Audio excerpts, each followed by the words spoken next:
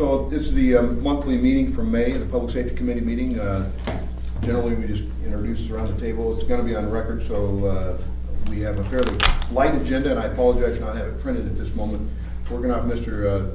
Trainey's electronic model, but also I believe we may have a copy coming here. Legislative Aid's working on that. I'm Paul Honeman of the Anchorage Assembly, Chair of the committee. Dick Tracy, committee. Elving Grayjack. Ernie Hall, Assembly. John Fullenwider, Fire Chief. Jim Vignola, Deputy Chief of Operations, Anchorage Fire.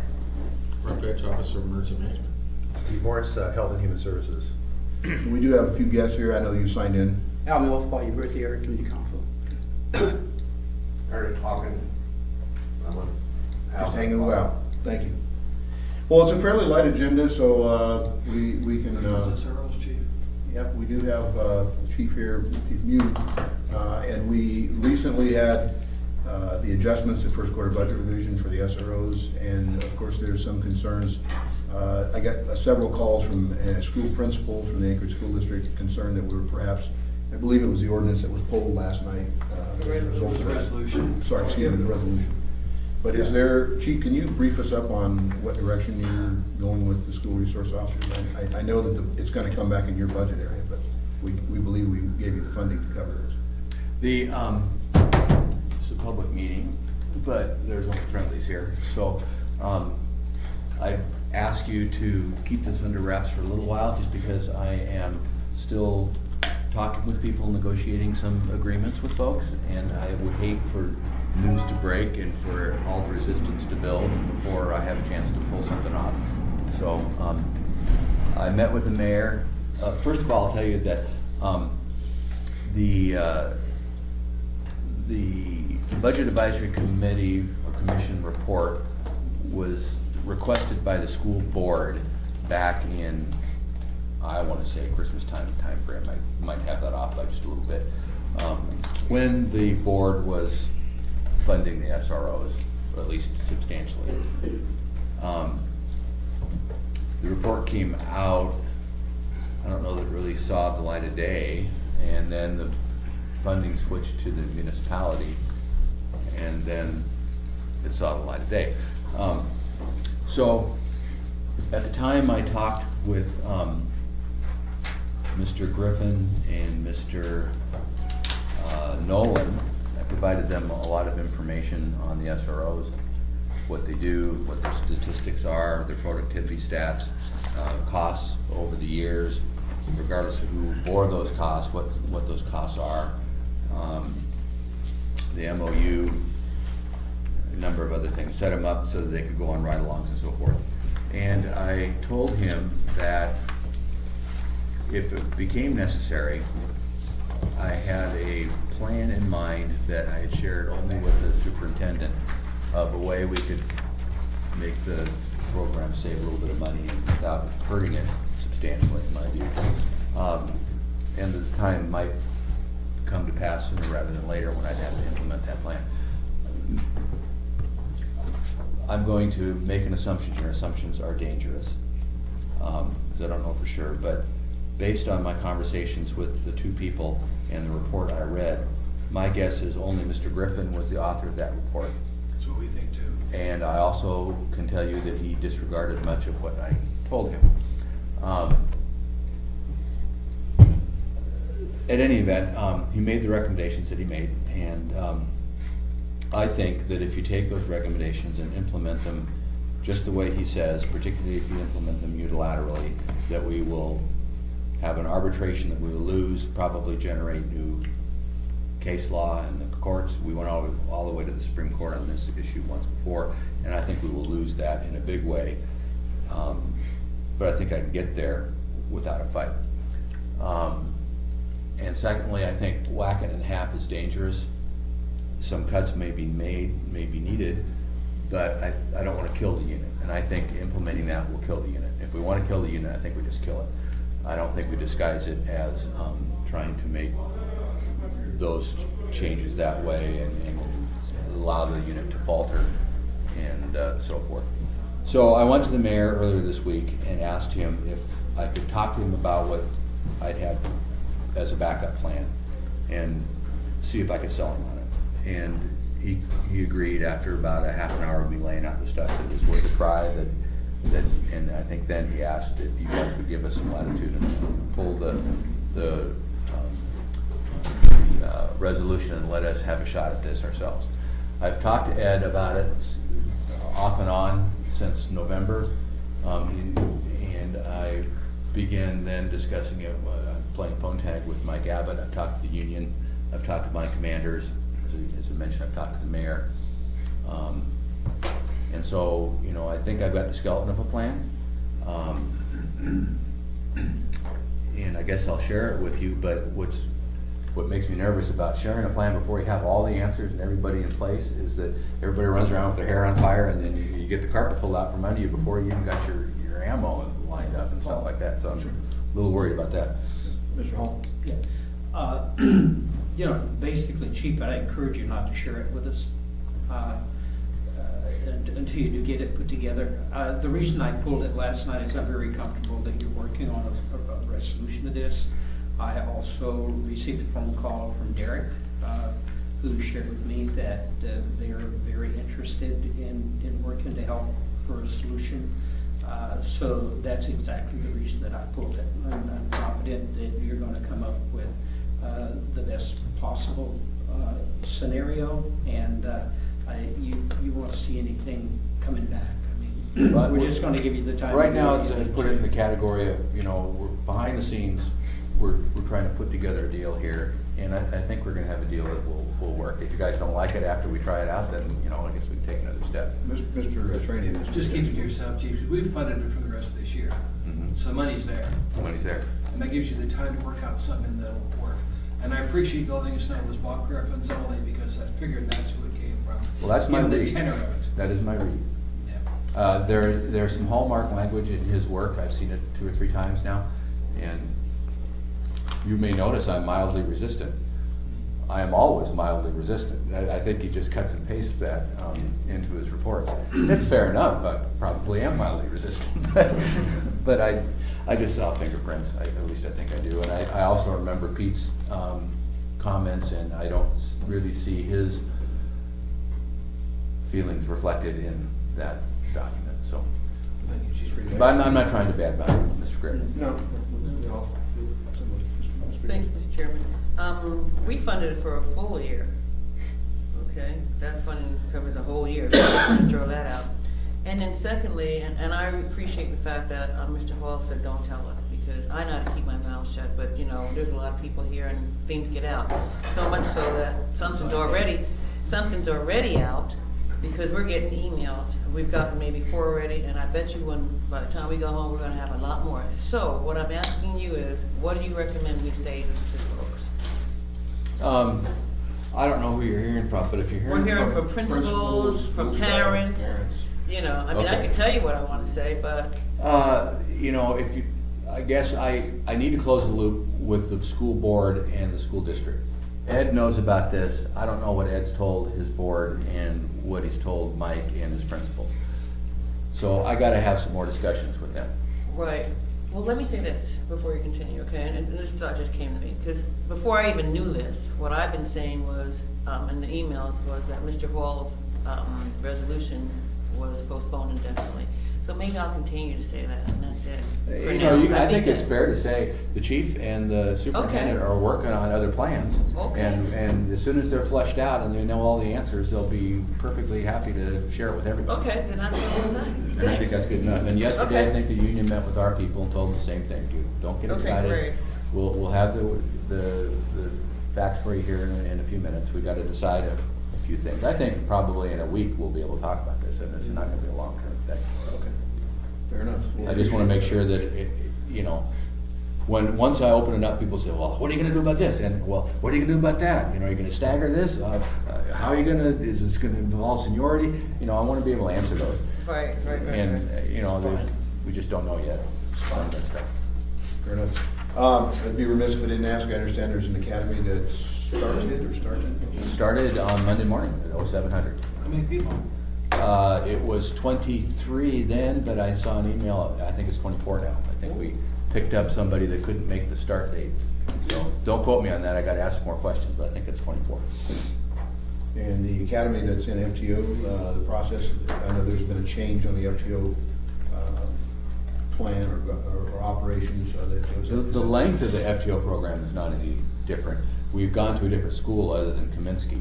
We thought Kaminsky's got kind of stale and out of date, and we went to another program, which all our people are schooled up in.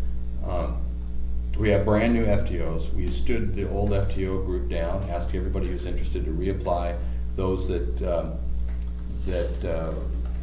some were new, some were old people coming back. We sent them all off to the new school. They're all freshly certified, and so the 16-person academy from 2013 is in FTOs now. They're all, knock on, let me find some wood. This may be, Paul, the first academy in anybody's recollection that survives intact. Wow. So far, I hear nobody's in danger of falling, dropping it. And it's a small one, it's only 16, but it looks like they're all gonna make it. The next academy, 14-1, which I think is 24 people now, started Monday. They'll be out of FTOs in January. And we have 14-2 scheduled to start in October. And we are taking applications until the 31st of this month.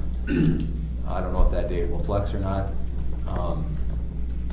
But recruiting has gone fairly well. That our experience in 2013 does not seem to be duplicated this year. We didn't get a completely full academy, obviously, but some of that was me. There were some folks in there, I could have made 28, but just wasn't comfortable with pushing it on a couple of those application packets. So we're looking at a 14-person academy in October, so academy and a half this year, if we can pull it off, plus the 2013 academy. So I think what you're going to see is, well, let me finish up on the recruiting. I just signed paperwork for a recruiting sergeant and one other recruiter to go to someplace, I think Texas, but I might be wrong on that, to go to some NCO, military's NCO organization that is trying to find placement for retiring. NCOA. Yeah, that's what it is.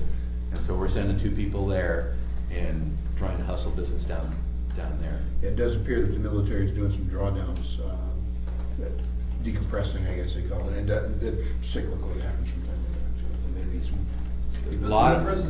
Lot of former GIs in this current academy, and I anticipate we'll get something out of this road trip. So hopefully, I think we're hitting rock bottom right now. On paper, we're already looking good because we've got 2 academies that show up on the roster. Of course, they're not doing any work for us. They're in the training.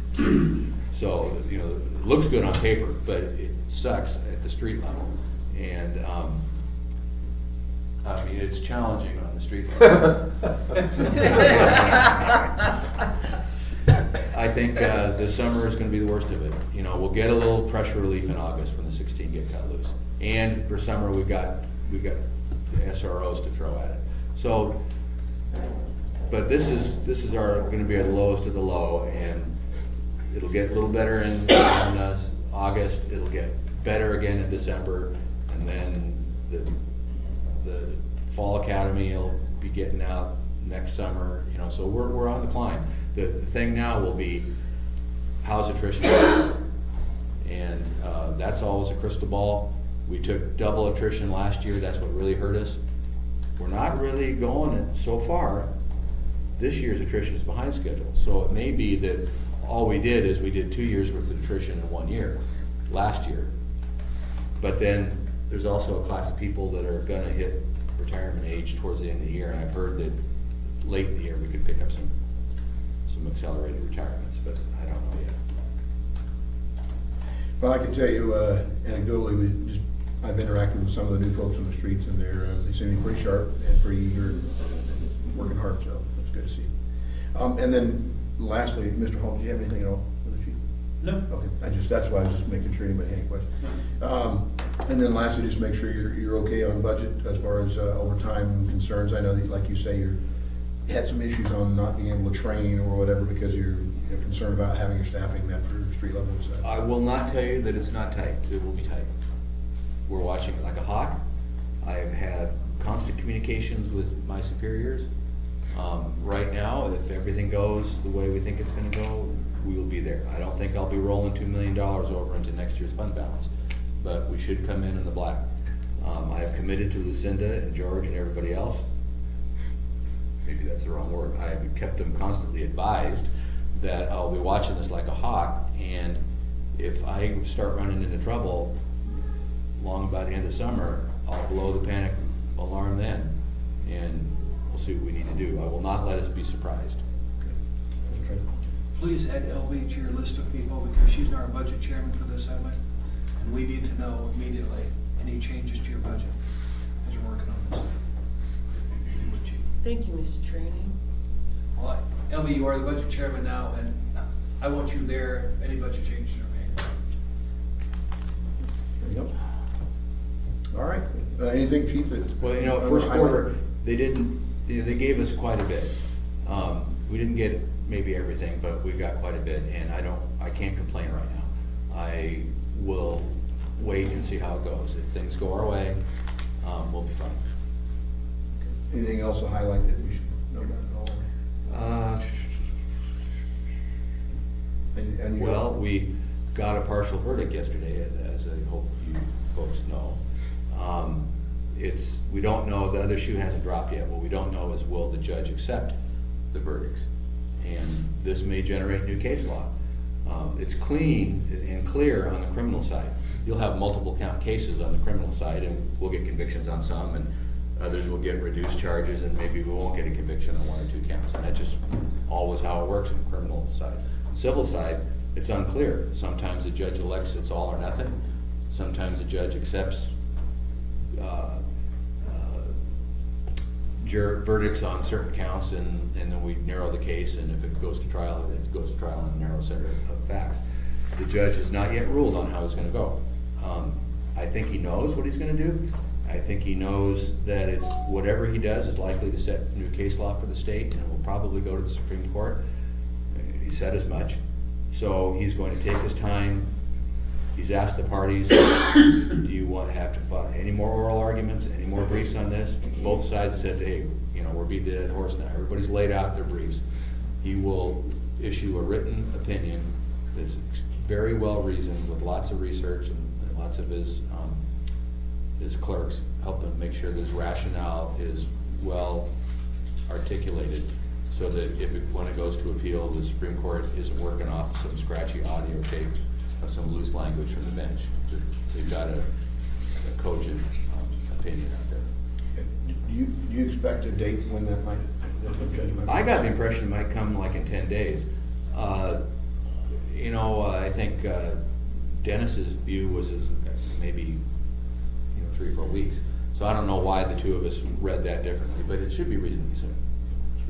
Thank you, Mr. Chairman. So are you saying that the judge can overrule the jury's verdict? He can decline to accept it. Okay.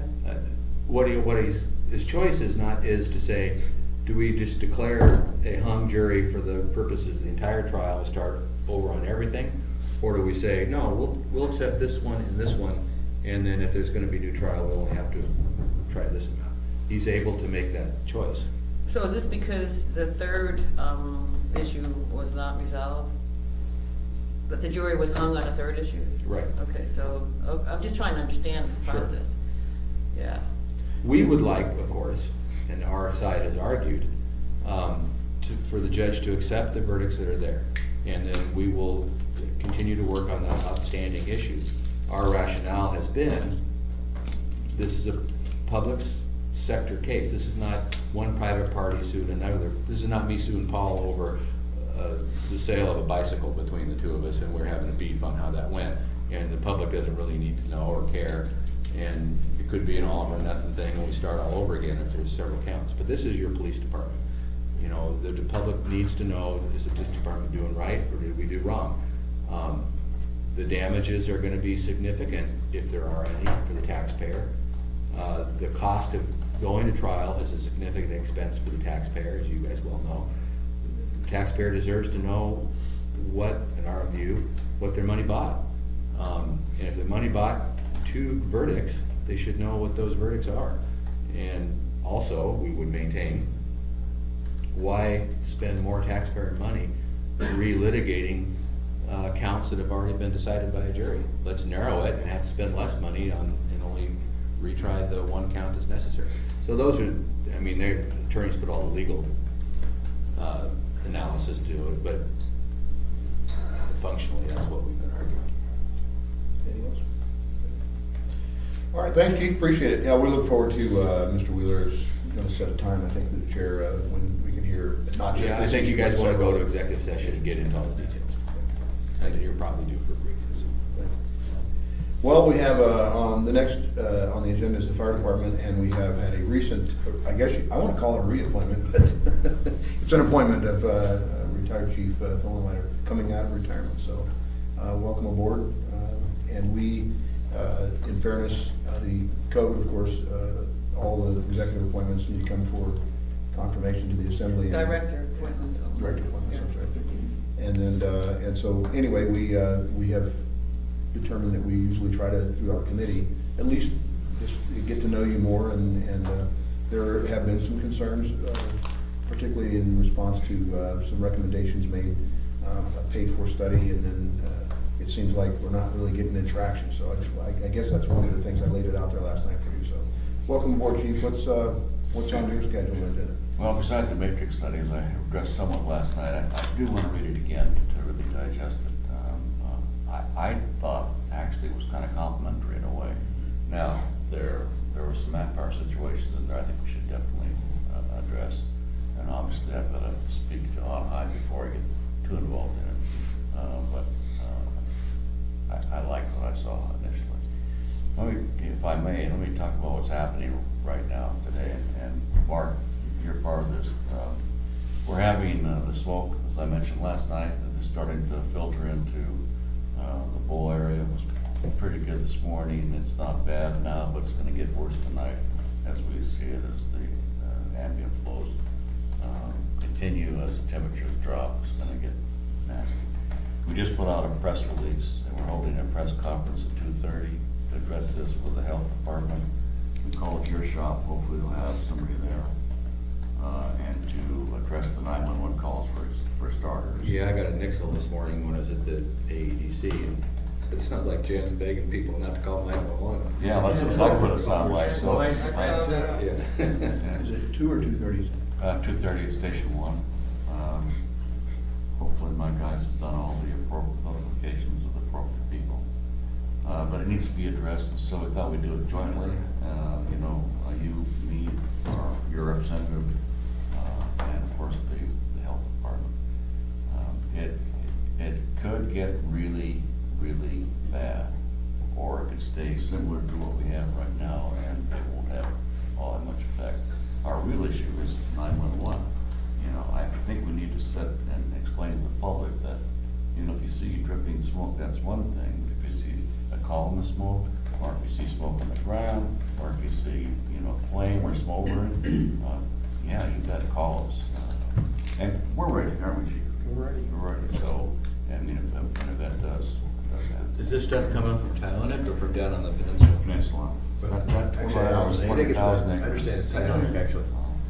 The good news is, for forestry anyhow, they have the tanker capabilities, coming in from Canada. Those planes are phenomenal, those guys do a good job, so they should start getting a hold of it. But, I mean, it's just a classic example, so is Titanic, of what can happen to you if it gets away from you. It's just not a good situation. Beyond that, I'm still getting my feet wet. It's quite a transition. I thought I was gonna actually walk right in, but that was kind of a joke. It really was, because things do change, and over a period of 8 years, they've changed quite a bit. I've got good people, you're one of them. And so I think I'm okay. And I would just, I'm just gonna put the plea out there on behalf of, for the constituents and for the taxpayers, of course, that who helped fund the report. We had a similar situation. I'm trying to temper it a little bit with some caution that was commissioned early on, and about 3-4 years ago, the perf report. And I'm not sure that we ever really got much traction with the perf reports. We're starting to see numbers now, but it got kind of low, really low. We're going, in my opinion, the other direction. So we paid good money for these reports, good recommendations. We'd like to see, I can tell you specifically, the arson investigator, where there were at one point, I think, 3 or 4, down to 1 over now the last couple of years, being backed up by inspectors who typically do prevention and plan reviews and, permits, people who have events and things like that, having to go out. And so that's concerning with one arson investigator. And by the way, on the UCR, the arsons went up in our community. And so it was, it's concerning. And then secondly, fire prevention and the fire marshal position. We had, I think the recommendation, we thought we were gonna see a move to fund fire marshal permanently rather than an actor, and then perhaps fire prevention, and maybe even the arson investigator. So these are just a few highlights I can tell you. And if you'll review the report, and please take it of some serious consideration, because it's, if you need the funding, just let us know, because I'm pretty emphatic that we need to have, and, all things considered, term limits, transitions, there's gonna be different mayor, probably, well, definitely in a year, maybe some different assembly members in a couple of years. The citizens of this community deserve the very best police, fire, all departments that they can get. And if we have to do our part to make sure there's funding, then we'll scratch, dig, and clamor to get to it. Let me address the fire marshal position to start with. If we fund it the way it's set up currently, we're gonna lose an inspector position. And the reason we would lose the inspector position was that money half of it would go to fund the fire marshal position, and the other half would go into our deputy chief of training, Assistant chief of training. Assistant chief of training, Jody. So I'm a little reluctant to do that, because what we do is we lose a guy on the street, in lieu of making him a deputy fire chief, if you will, a fire marshal. ER is not, really, too excited about it this time. I have broached the subject, but certainly I could do it. I can do it right now, because the position is there and it is funded. But at the same time, there's no doubt I'll lose that money for that inspector. The public ed positions, that to me is a critical aspect of what the fire department does. It's, we outreach, we talk to people, we educate people. Much like this thing with the smoke and. Exactly. So what I have done, what I'm able to do, is I went out for a temporary hire. And somewhere in the first week of June, we'll have a pub ed / PIO person for at least 6 months until the end of the year. So that much I've done already. I can do that. And based on my budget, I don't think that's gonna be an issue. You talked about overtime. We're looking at what, 4.9 million, I think, with ours. That's good. But again, I'm 8 years out. If I had that kind of money for overtime 8 years ago, I'd be happy. And I don't know about returning any to fund balance either, but I'd be very, very happy. So, but I don't know that I'll be happy now, because I really haven't got into the numbers. Mr. Train had a question, Ms. Gray Jackson. Chief, just a question for you. I got calls from some of my constituents concerned about an interview you did in your first, where it came on as fire chief, that you said that your first obligation was to the mayor. I never said that. Well, according to people that called me, they did, and they wanted you to know your first obligation is to the citizens of Anchorage. Absolutely. Not to the mayor from a political point of view. So where is your first allegiance belong? To the administration or to the citizens? It belongs to the citizens, obviously. What I said, I think that it probably came out of the interview with Matt Nathaniel. I'm sure you know him. He's a friend of Mark's, by the way, I should say that. But, what I said that the mayor, and I referred to the mayor specifically, was a good man, a good mayor, and a good friend. And all that's true in my opinion. I never said that my allegiance belonged to anybody. because we had somebody from Health and Human Services a few years ago, the director, Mhm. she told us that on the floor of the assembly. Oh, really? Yeah. She said, I don't care what I'm supposed to tell you, I'll tell you what the mayor tells me to tell you. And that's not the way it works. No, that's right, it's not the way it works. So, thank you, Chief. My past, remember, I worked for I know, I two worked- administrations, but, you know, the opposite directions, right? Well, thank you, Chief. That's great, guys. Thank you, Mr. Chairman. So what is it costing for that temporary right to know, position? We started out at $25 an hour. The public educator we're talking about? Yeah. 25.50 an hour. Okay. That's the low end of the spectrum. So then you're not going through an agency, you just hire somebody off the street? No, temporary? I'm going through, that's the only way I could get it done. I'm going through they call it a Temp agency. temp agency. Right, and the temp agency is charging you $25 an hour? No, that's what we'll pay the. Right, that, so my Contract question is, agency, yeah, so my question is, what's the total cost? And I thought you were gonna go through a temp agency, but I'm trying to figure out, you know, you're gonna pay somebody 25, but what are you actually paying? Like, what's the total cost? The temp agency?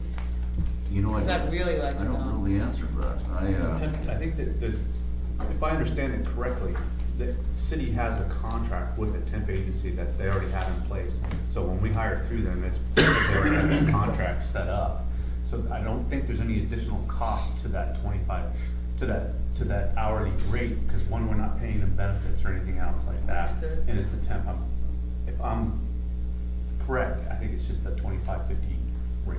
Out of your budget? Out of that you our spend? budget. Okay, 'cause I was just curious. I'm pretty sure that's how it works, and I can follow up on that and get back with you. There used to be an agency fee, but that went right back to the person that got employed. I don't know if that still exists or not, but there used to be. Okay, thank you. Thank you. Chair. And just, if you don't mind, just confirm that. That's what we're doing with our temporary secretary at our time. We're paying Just the a flat. flat rate. And the city has a contract, City has though, contract. that they're paying, That they pay a yearly, they pay that yearly contract, and because they pay that yearly contract with this temp agency, that's. what okay, we do. yeah, I was just curious. Yeah. Yeah, thank you. Chief, you know, Mr. Horn, I guess I wanted to summarize that, you know, we, on the assembly, obviously, it's the other branch. We're not a large group, but we're a vocal group, and more importantly, we have the ability to help bring the resources where they need to be. And so we won't know what you really need unless you really tell us. And so I just encourage you to, you know, keep us in tune. We do meet monthly, and if there's anything that you would need, if there's any challenges that you're having, like the chief was saying, you know, sooner rather than later, because if we get to a point where we're at the end of the year and we're having some problems with budget, one of the questions I'm gonna have is, how come we didn't hear about this any earlier? Are you just now determining that? I mean, that's not very good management of No, resources. I will keep advised, Mr. Hunter, you know me, I think, I'm not Yes. shy, I'm not bashful, so Okay. I'll tell you. Very good. Thank you. Anything else? Thanks, chief. Health and Human Services, sir? Well, I'll just add to what the chief said about the fire. We're certainly concerned about that. I think our understanding, chief, and maybe you, I don't know, your folks may be talking to different people. We talked to the weather service. They're saying that this smoke that's in the bowl right now is from Tyonek, the smaller fire. And so we are concerned about what might happen Friday or Saturday. I think, and again, things probably change hourly, but we understand things may abate this evening, but then get, again, worse later. So we are concerned. We have just a couple of monitors that are monitoring for PM2.5, which is the smoke essentially, and they have not been very high in East Anchorage. There's a monitor there, and then out in Eagle River, they're slightly higher, but certainly not at the level where we would, based on that alone, call a health advisory. But we're getting reports from Hillside and some other outlying areas that the smoke's much worse. And there's a handy guide, in fact, it's going to be part of the news release, where you can look at visibility, and it correlates very well with the pollutant concentrations. And it seems, at least earlier in the morning up in South Anchorage, the levels probably were up there where we would call a health advisory. So we're going to go ahead and do that, working with John C. and your folks right now. In fact, we're sharing emails on this joint advisory. Have you seen the press release yet? Is it out now? Because I sent something to John about right before I came here, and I said, here you go. And so he may have maybe it happened 10 minutes later. I got it here, Okay, good. So that's out, and as the chief said, we're gonna have a joint meeting at 2:30, monitoring levels on an hourly basis, at least the two monitors we have available to us. I just wanted to mention the Anchorage Safety Patrol Safety Center stuff's been up. The ITB is out now, and I think, as I understand from purchasing, there is some interest, so which is good. We were a little concerned that nobody would care to bid on this thing, but we've had some interest from a number of folks, including the, I forget the acronym, but the Responsible Beverage. Ed O'Neill. Yes, Ed Yeah. O'Neill, right. So, and I think there's other folks that have expressed interest, whether they actually put in a bid, we'll see. I think there's a pre-bid conference on May 29th. And I can't quite remember when the bid closed, to tell you the truth, but I know that the pre-bid conference is coming up May 29th. Mr. Trainee had a quick Yeah. Just a question. Will the vehicles that Nana has now be given to the new contractor? Because that was a concern on Yeah. Arbiter when I talked to them yesterday. Right. They're concerned about the vehicles that are currently there, because I know they got new vehicles. Nana owns those. They Okay. bought them. That was, and if they would have continued their contract, we would have amortized them for them, as part of the contract on a monthly basis. So they put forward the money up front to buy those vehicles. We're assuming that Nana will sell those to whoever gets the contract, because really they're not useful for anything else. They're hardened vehicles. They got that, and so we expect that's what will happen, but we can't be sure. Let us know too on the funding amount. Yeah, we'll see how the Because bids come in. We Yeah. can get you more money if we need to. I hope so. Because our concern is Yeah. the people on the street, we want them picked up and taken safely wherever they need to go. Yeah. Thank you. Thank you, Mr. Chairman. Yeah, can you tell us how many bids? No, they haven't come in yet. Oh, they haven't Yeah, come the in. bid opening, I think the bid opening is June 2nd, I'm not. Oh, it I'm not mistaken. opens June 2nd, but you already heard, because we were. No, at a- no, I'm just hearing scuttlebutt, there's been No, questions. yeah. We were at a meeting yesterday Yeah. and Ed was there and he told us. That's, Yeah, Ed was interested, in fact, he talked to me briefly on Yeah, Monday or okay. Tuesday. So how many vehicles does Nana have? I think they have 5. 5? Okay. Some are much newer than others, I think they have, I think maybe the fourth and fifth vehicle are Right. basically beater Right, 'cause that was vehicles. just- Reserve. Yeah. Yeah. Okay, thank you, Mr. Chairman. And I think, is the fire department still gonna be responding for the dispatch side? Dispatching for them? Yes. I believe so. We have, as you know, we also put in our mobile data terminals in there so we can track them and help them be more efficient with their pickups and In the vans? dispatching for them as well, yeah, in the vans as well. It's really, excuse me, but it's really important to us, and it's important to Mark too, because what happens when they're not in service, it just ties up all our apparatus. I mean, we tie up MCC. Yeah, our drug transport has dropped since Yeah. they expanded. Right. And I believe your responses have dropped as well for us to take note of the dispatches for them because they've been able to triage them much better. Yeah. Oh, And I think that there are more responses, there's more calls coming in now than there Well- were before, because, I think partly because. The pipeline's bigger. Yeah, the pipeline's bigger, and Coming some of in. those calls weren't getting through when the contractor was handling dispatch. I'll see if I can't find, I had a recent, speaking of that, I may take it offline afterwards, but I had a recent issue about delay in response to a person who was in the street, had fallen and had some bleeding or something. It was like a 20-30 minute response by a medic or something, I don't know, so I'll give it to you. I'm sorry, I didn't mean to interrupt, we had questions, so. Are there any more questions on the safety center stuff? And maybe Janet's talked about this before, but we are kind of beginning sort of an outreach program to get Health and Human Services out there a little more. PIO's working on that. There's going to be an ad campaign that's going to start very soon, advertising our services, vaccine services, all the services that are, I guess particularly at first, the clinical services that are provided, and get that out. We've been working closely with the school district on vaccination campaign. The last one being targeted at preteens and teens for HPV, Tdap, and meningococcal vaccines, all recommended by CDC. And had a pretty good turnout at our first clinic out there at the admin building. So we're going to try to get out there more and be a little more visible and make a difference. Thank you.